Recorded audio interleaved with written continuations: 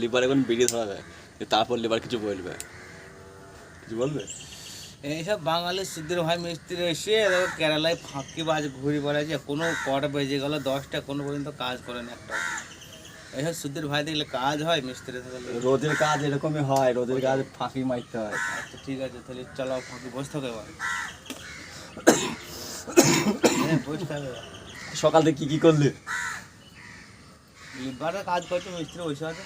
তো কাজ তো লিভারেই করা হয়, মিস্ত্রি তবে কি করে? মিস্ত্রি তো রূপটা দেখালেই পয়সা।